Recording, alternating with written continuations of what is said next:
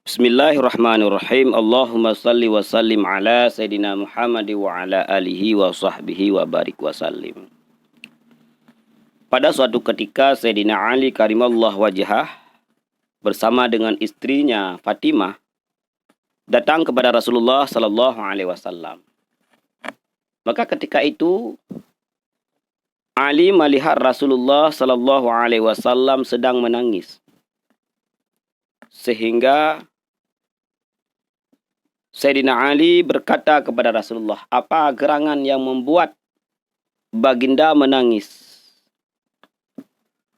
Sehingga saya bersedia menebus tangisan baginda dengan ayah saya dan ibu saya. Apakah gerangan?"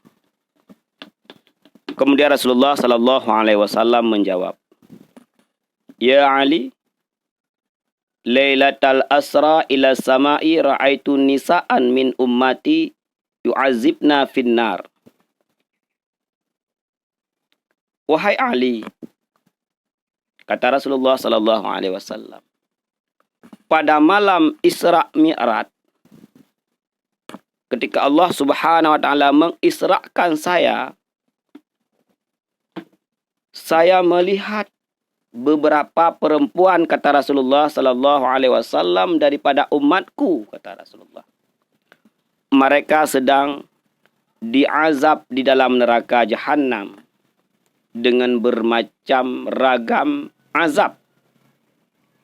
Maka ketika aku melihatnya, maka sungguh aku menangis karena mereka sangat-sangat disiksa, sangat-sangat diazab oleh Allah Subhanahu wa taala.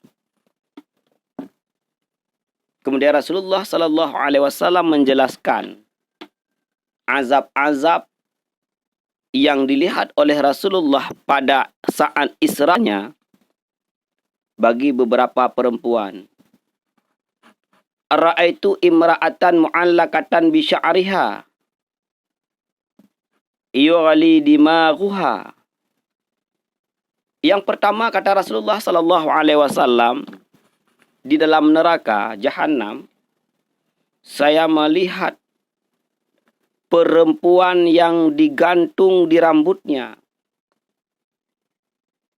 Kemudian otaknya dialiri, dididihkan dengan api neraka. Wanita digantung di rambutnya, otaknya mendidih, kata Rasulullah sallallahu alaihi wasallam. Wa ra'aitu imra'atan mu'allaqatan bilisaniha wal hamimu yusabbu fi khalqiha. Yang kedua, kata Rasulullah sallallahu alaihi wasallam, saya juga melihat perempuan yang digantung di lidahnya dan di dalam tenggorokannya dialiri api daripada neraka. Na'udzubillahi min zalik. Ini yang kedua. Ra'aitu imra'atan qad syudda rijlaha ila sadaiha wa yadaha ila nasiyatiha wa qad salatallahu 'alaiha al-hayat wal aqrab. Yang ketiga, kata Rasulullah sallallahu alaihi wasallam, saya melihat wanita yang diikat kedua kakinya kepada dua puting susunya. Dua tangannya diikat ke ubun-ubunnya, kata Rasulullah sallallahu alaihi wasallam. Kemudian didatangkan kepadanya ular dan kalajengking di dalam neraka. Kemudian Rasulullah sallallahu alaihi wasallam melanjutkan, ra'aitu imra'atan mu'allaqatan bi sadaiha. Yang keempat, kata Rasulullah, saya melihat wanita yang diikat di kedua puting susunya, digantung. Wa ra'aitu imra'atan ra'suha ra'sul khinzir wa badanuha badanu himar wa 'alaiha alfu alfin minal azab. Kemudian yang kelima, Rasulullah sallallahu alaihi wasallam melihat wanita yang kepalanya berbentuk kepala babi. Badannya berbentuk badan keledai. Kemudian kepadanya disiksa berjuta-juta daripada azab Allah Subhanahu wa taala. Wa ra'aitu imra'atan ala suratil qalbi wan naru tadkhulu min faiha wa takhruju min duburiha wal malaikatu yadrabuna ra'saha bi maqami'a min narin. Kemudian yang keenam, yang terakhir, kata Rasulullah sallallahu alaihi wasallam, saya melihat wanita dalam bentuk anjing, berupa-rupa anjing. Api neraka dimasukkan dari mulutnya, keluar daripada duburnya. Para malaikat memukul kepala perempuan tersebut dengan palu-palu daripada api neraka. Inilah 6 macam perempuan yang dilihat oleh Rasulullah sallallahu alaihi wasallam pada saat ketika Isra Mi'raj sedang diazab di dalam neraka Jahannam. Kemudian Fatimah berdiri dan berkata kepada Rasulullah sallallahu alaihi wasallam, "Ma kana a'malu haula hatta waqa'a alaihinna hazal azab." Dosa apakah yang dilakukan oleh perempuan tersebut sehingga mereka menerima azab yang demikian? Ini yang ditanyakan oleh Fatimah kepada Rasulullah sallallahu alaihi wasallam. Kemudian Rasulullah sallallahu alaihi wasallam menjawab,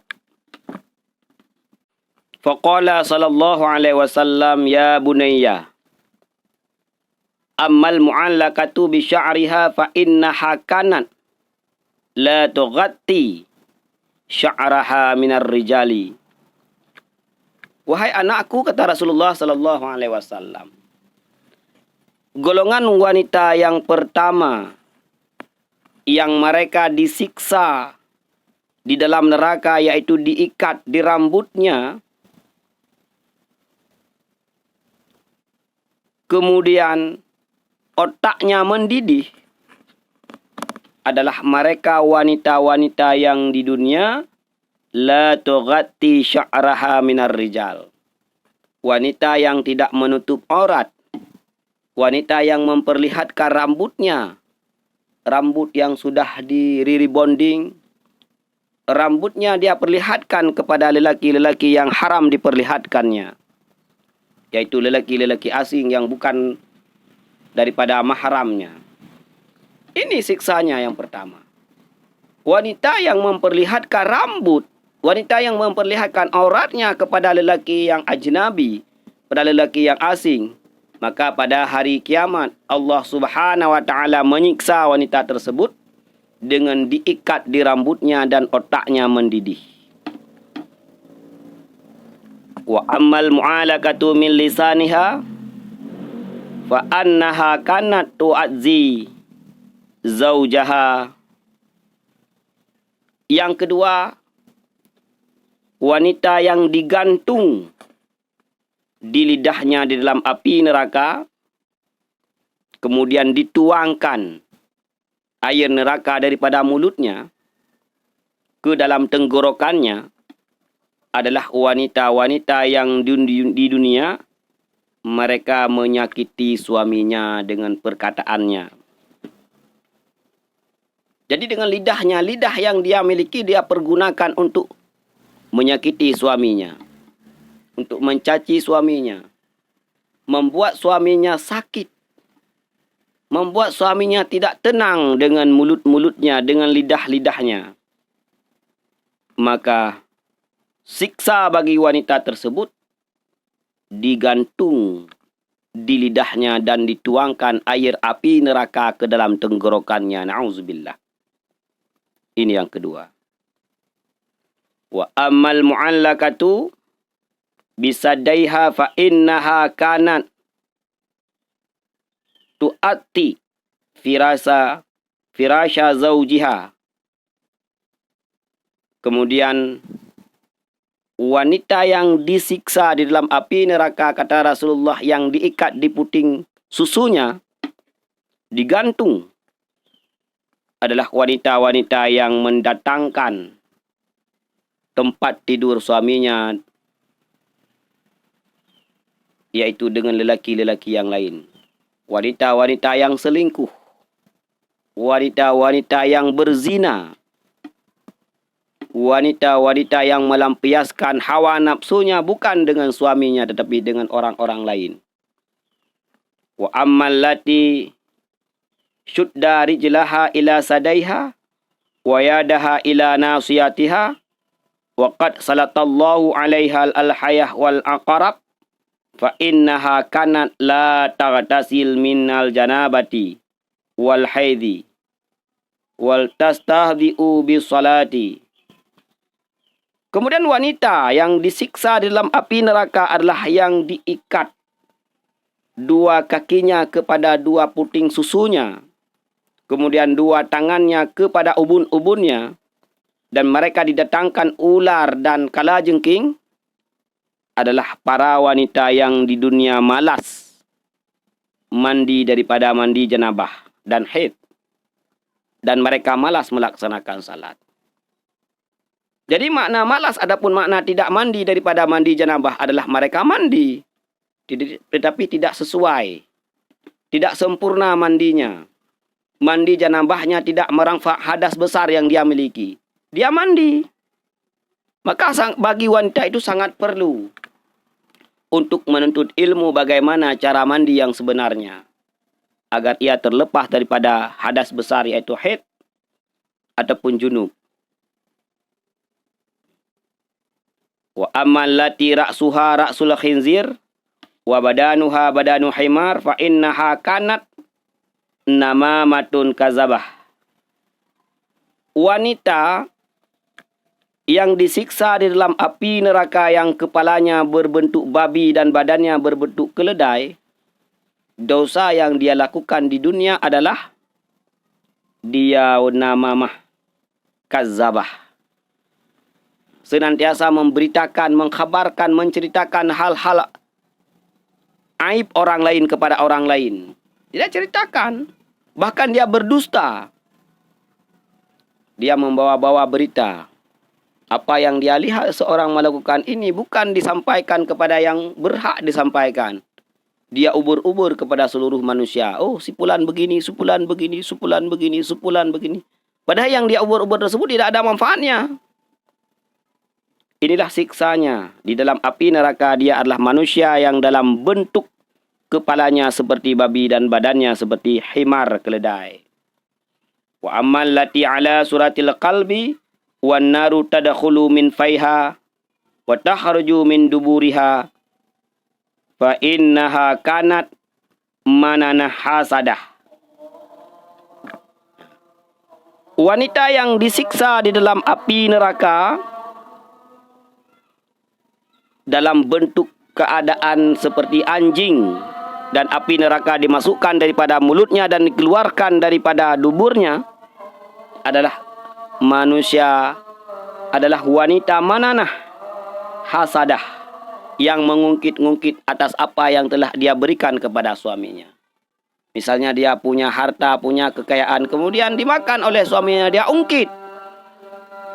Na'udzubillah, summa na'udzubillah. Kemudian Rasulullah sallallahu alaihi wasallam melanjutkan, wa ya bunayya wailu li imra'atin ta'si zaujaha. Celakalah, kata Rasulullah, bagi para istri yang senantiasa bermaksiat kepada suaminya. Oleh karena itu, maka kita harus mengetahui hal-hal apa yang menyebab kita bermaksiat kepada suami kita. Ketahuilah wahai para wanita. Mudah-mudahan bermanfaat. Wallahu a'lam bisawab.